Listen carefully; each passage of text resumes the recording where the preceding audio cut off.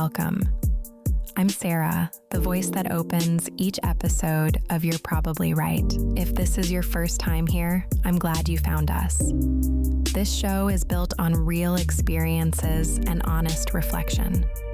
Nothing rushed, nothing performative, just conversations meant to meet you where you are. In a moment, you'll hear from MCM, the voice behind this space. Each episode comes from lived experience and thoughtful insight, not trends or quick takes.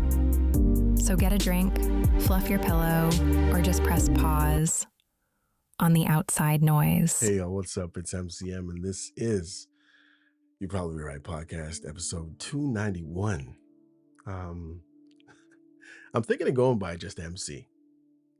I mean, MCM. MC. This is MC. MCM.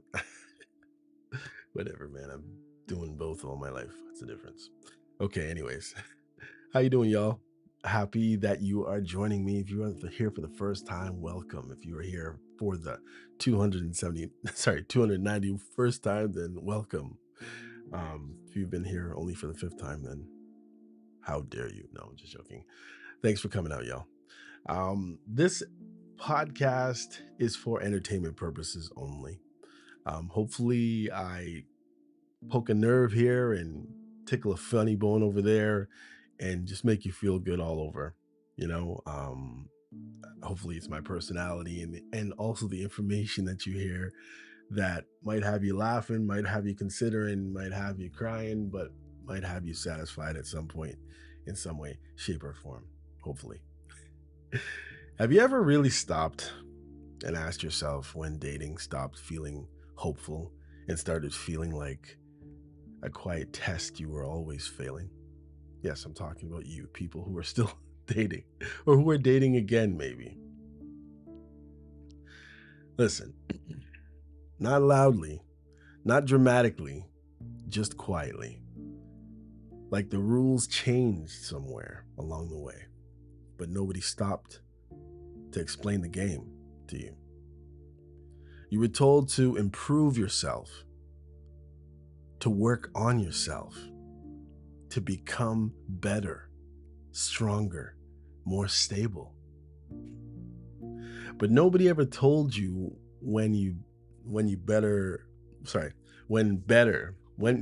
my gosh, I'm like having like reading problems now. Nobody ever told you when better would finally be enough. It just didn't seem right. I guess that's funny. A lot of men today are not angry, despite how they are often portrayed. They're tired of being measured without context, tired of being compared to extreme idiots that most people would never actually live up to either way, whether good or bad. Tired of hearing that character matters while watching character lose to optics again and again. Yeah, how things look. You can accept rejection. What's harder to accept is being invisible while being told you are privileged.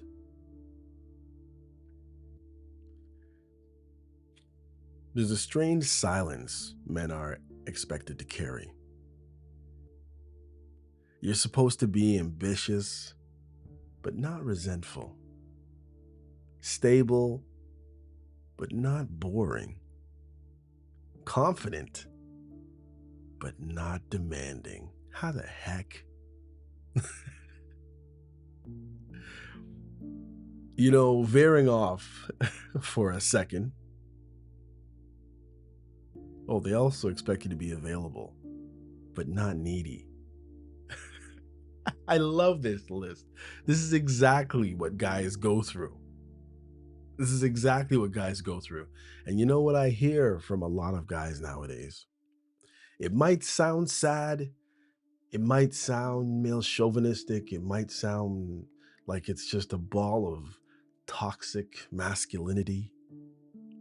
But a lot of guys are starting to realize they want intimacy or sex, as some would say. and they want a cheerleader. Now, the funny thing is, guys have been taught to go against this. Guys are been taught to desire all these different things when they don't even have a need for those things in many cases. Now, of course, you have to take this with a grain of salt because obviously there's exceptions to every rule and every end, left, right, up or down, in or out. But most guys have a need for sexual intimacy. Most guys have a need for comfort. Most guys have a need to be praised and pushed a little bit further than they could normally go, but not in a way that leaves them out to be destroyed. And if you can figure that out as a woman, well, you're well on your way to being able to satisfy your man, because men do not have a lot of needs, which is, I know, not according to the popular narrative spread about these days. Now, I'm going to read this part over again. This is what a man is supposed to be according to society these days. There's a strange silence men are supposed to be expected to carry. You're supposed to be ambitious, but not resentful. Stable, but not boring. Confident, but not too demanding. Available, but never needy. Have your own life. And if you fail to balance all of those things perfectly, the conclusion is usually simple and unspoken. You just weren't good enough. No conversation, no curiosity, no deep dives into your personality, just replacement. What makes this harder is that men are still told they must adapt without complaint, while pretending the environment itself hasn't changed. Education gaps, economic instability, social media comparisons, dating platforms that reward a small percentage and quietly filter out the rest. You're expected to compete inside a system where the scoreboard is hidden. The referees don't speak, and the audience assumes you deserve whatever outcome you get. So this episode isn't about blaming women. It's about stopping the lie that modern dating is simply about confidence and effort. It's about acknowledging that many men are navigating shrinking margins while being told to smile through it. And if we're going to talk about standards and settling, then we need to talk about, we need to honestly talk about who is being asked to adjust, who is being protected, and who is being quietly discarded.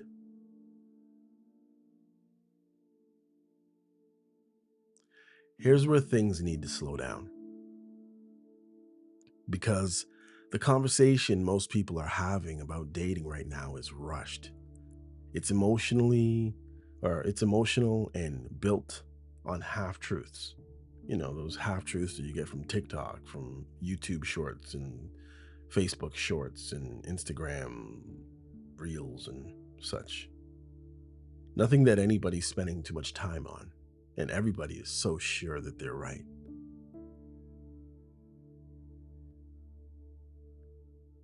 Everyone wants, maybe needs, a villain.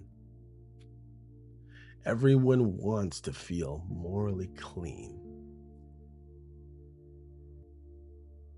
And the easiest way to do that is to pretend outcomes are random and purely personal. They're not. Dating does not happen in a vacuum. It happens inside economics, culture, technology, and time. And when those things shift, behaviors shift, whether people want to admit it or not. Ignoring that doesn't make you virtuous. It makes you confused. Most men were raised with a family's, simple expectations. Become stable, become reliable, build something, be decent, and eventually, partnership follows. The expectation made sense when timelines were slower, when comparisons were local, and when people paired off earlier with fewer perceived alternatives. That world doesn't exist anymore.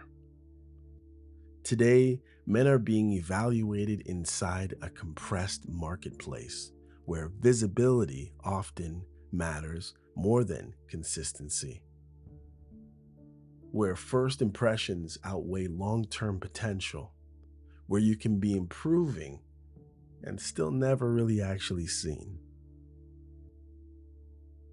where effort does not guarantee opportunity. And when that happens repeatedly, it doesn't make men entitled, it makes them disoriented.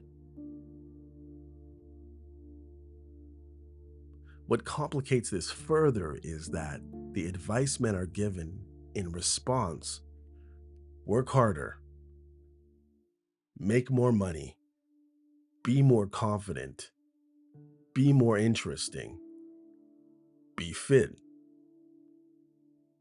As if efforts exist independently of opportunity, as if markets don't saturate, as if everyone climbs at the same pace with the same starting position.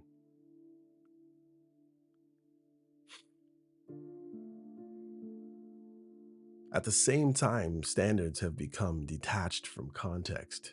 Huh? They're spoken as absolutes rather than preferences shaped by actual reality.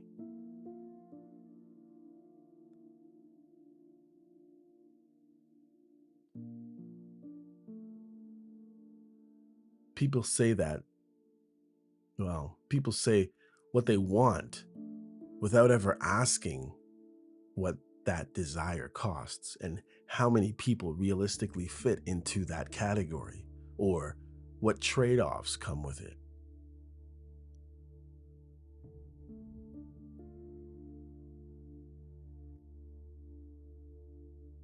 And here's where it gets uncomfortable. Some people benefit from this imbalance and never interrogate it. They don't care. They're in. They enjoy attention without responsibility. Maybe you're 6 foot, blonde hair, blue eyed. Maybe you're caramel complexion, loose curls, beautiful melanin or melanated skin, strong jawline, big chest, sharply chiseled calves and abs. Born that way. Maybe your IQ is 150 and you're good looking with a beautiful killer smile. Maybe you're so funny that your looks don't even come into question. That funny.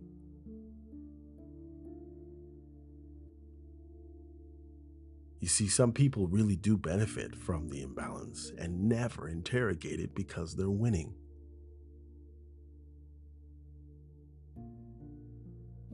Choice without reflection, validation without consequence. That doesn't make them villains, but it does make them the system and does keep the system uneven for many. Men feel this unevenness first because men are expected to initiate, absorb rejection quietly, and recalibrate endlessly without acknowledgement. Over time, that message becomes internal. If you're not chosen, you must be lacking. If you're passed over, well, you must improve. If you're single longer than expected, something must be wrong with you. But that conclusion ignores scale. When platforms concentrate attention towards a small percentage, most people are not being rejected for who they are. They are being filtered out by design. When comparisons inflate perceived options, selectiveness rises, whether it's realistic or not. And when commitment is delayed while expectations remain high, frustration becomes inevitable. This is where the idea of settling becomes warped. Did I say that right? Warped. Settling used to mean ignoring red flags or choosing fear over alignment. Now, it's often used to mean accepting humanity, accepting imperfection, accepting trade-offs that come with real people instead of imagined ones. And men are often the ones expected to be the trade-off.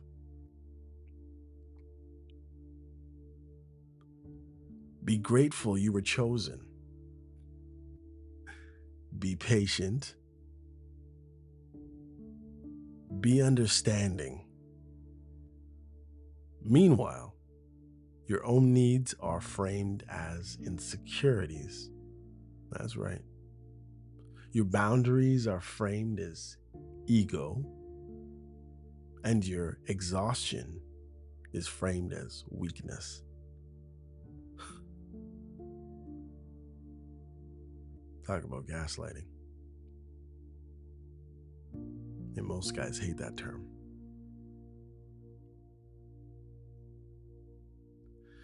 That dynamic does not create healthy relationships. It creates quiet resentment or emotional withdrawal, and sometimes you get both. 2 for 1. None of this absolves men of responsibility, however. Growth, yes, it still matters. Emotional regulation, of course, it still matters. You gotta be safe around us, right? Self-awareness, yes, it still matters. You got something in your teeth and you need to shave. Okay, it's deeper than that. But growth is not submission, and improvement is not erasure. At some point, men have to stop asking how to become acceptable and start asking where they are being evaluated, honestly. Because dignity is not earned through compliance. It's protected through boundaries.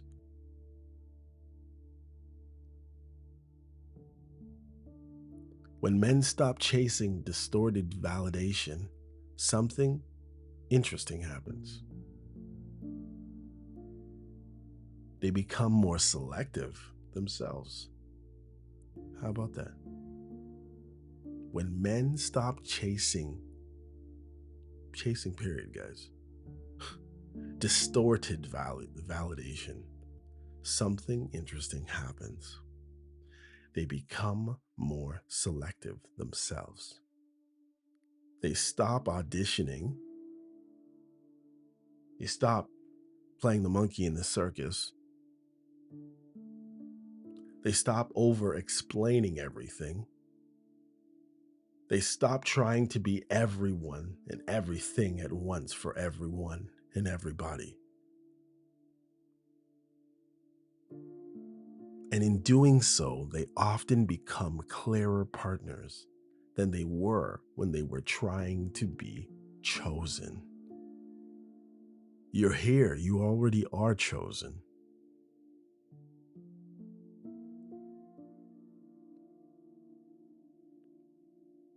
That clarity doesn't guarantee outcomes, however, obviously, but it restores a little agency at a time. And agency matters more than winning. Otherwise, you're just a cog in a wheel, just an ant in the anthill. Listen, at some point, men have to start internalizing every outcome as a personal failure. Does you no good, guys. Not to avoid responsibility, but to regain clarity. You can do everything right in a distorted environment and still lose ground. That does not make you weak. It means that the rules changed and nobody updated the manual. Pretending everyone is innocent doesn't help either. There are people who benefit from inflated options and never question it. There are people who mistake attention for compatibility. It's because they're desperate. There are people who confuse choice with wisdom. And when consequences arrive later, they're framed as bad luck instead of predictable outcomes. Oh, he's always had his choice of women. Oh, he's a womanizer. Shocking. Men need to hear this clearly. You are not required to audition endlessly for approval. You are a prize. You are not required to accept contempt to avoid loneliness. Don't do it. It's not worth it, and you'll end up alone in most cases anyways.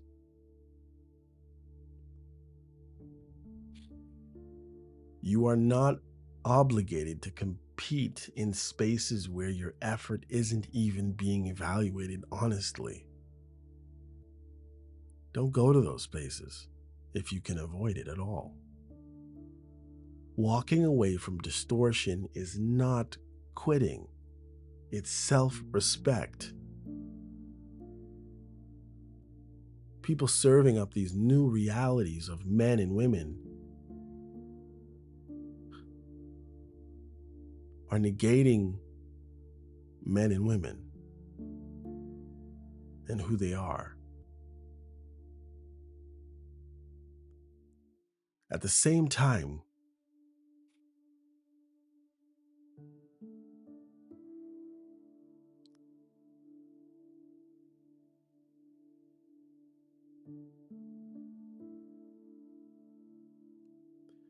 growth still matters. Now, not performative growth, not hustle for validation growth with tricks and game and negging and nonsense. Real growth that makes you steadier, clearer, less reactive, and more selective yourself. Because dignity is not passive at all, it is built.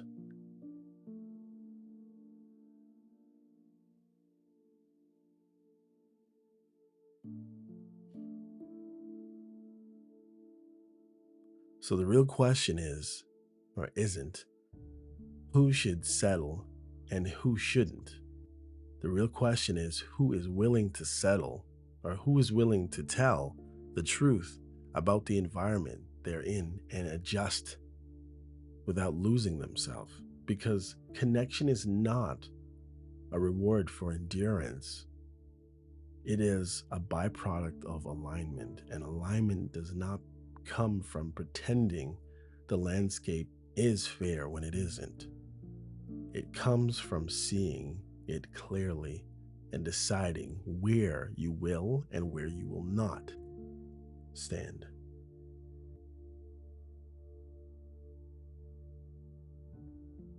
The truth is, guys, if you would stop jumping through every hoop, even the hoops that you know your butt can't fit through, if you'd stop auditioning for jobs you know in your heart you don't want,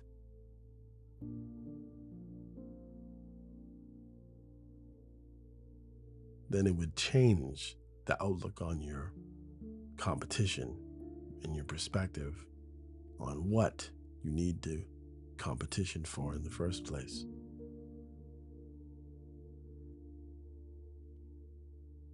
Stop chasing what isn't chasing you.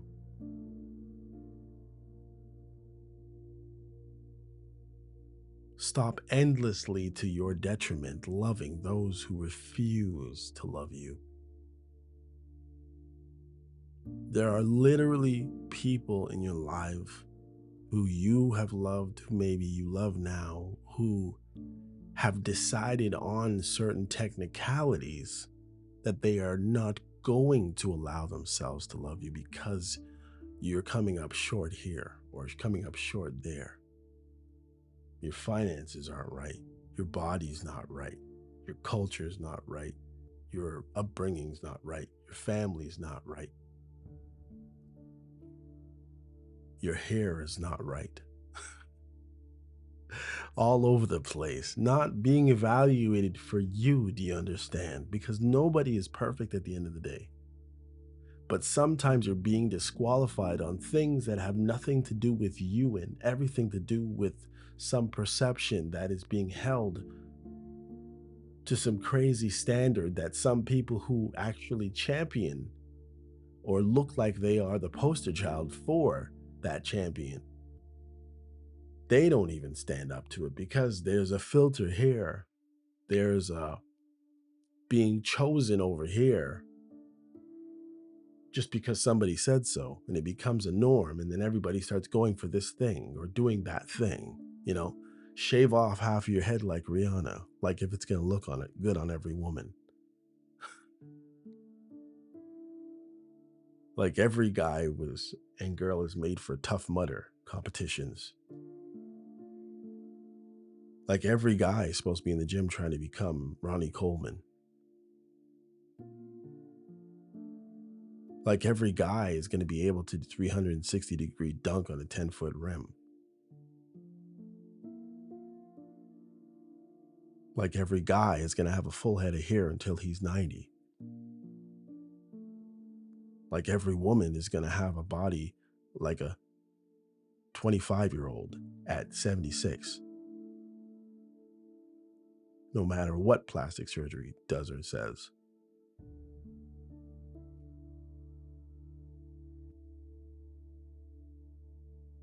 Have some self-respect. Work hard. Play hard.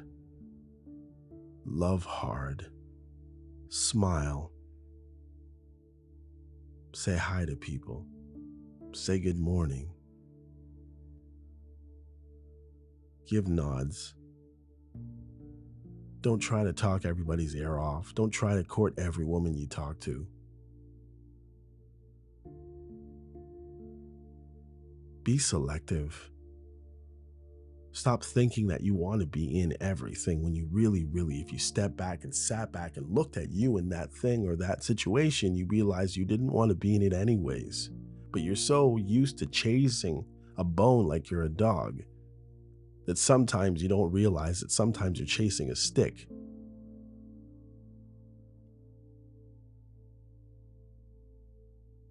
But it looked like a bone. You know you want a steak dinner, but yet you're accepting goldfish crackers every once in a while. And your favorite thing is steak. And you could eat it 5 times a week if they would give it to you. But no, I'll be okay with this parsley and asparagus over here.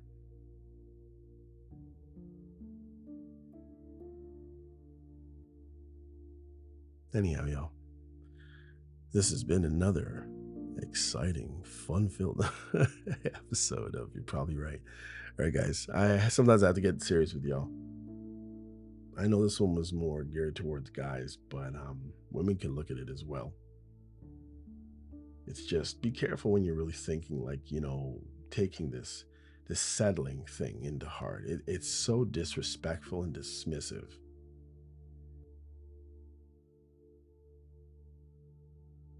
And please,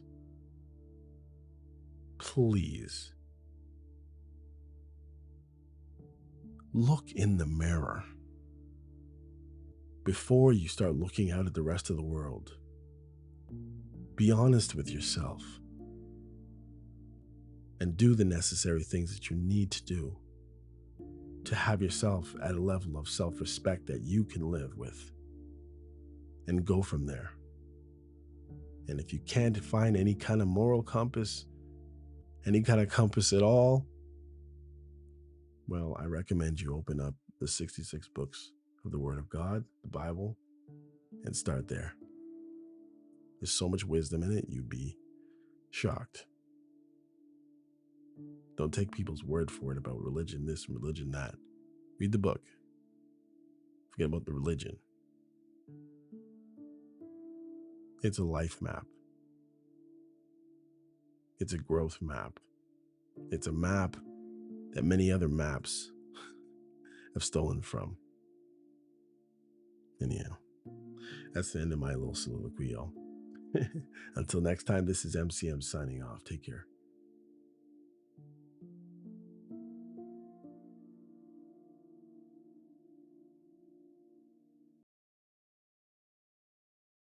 Hey, come check out You're Probably Right podcast. Society is getting more unpredictable every day, but at the same time, predictable in its unpredictability. Say that 4 times real fast. Come with me as I attempt to find clarity in all the fog while staying way outside the box and kicking the box way down the road with my size 12 dogs. I use the Bible, experience, education, fortune, misfortune, life's lessons, life's mistakes to sort through all the mess. I talk about news, God, God, self-help, sports, sickness, health, music, parenting, love, humbleness, hurt, pain, joy, and all the things that might make you say, I never thought of it that way. Hopefully, anyway. Also, I take a stab at answering tough and not so tough questions, and all the while, understand that, listen, sometimes you end up in the hot seat and there's no thermostat. Well, that's how it is here. And because there's no topic, very few topics off the table, Torontonians will understand that Doug Ford reference there. Hopefully the podcast will be helpful and uplifting. And hey, maybe you'll find your own private Idaho here somewhere. Hope to see you soon.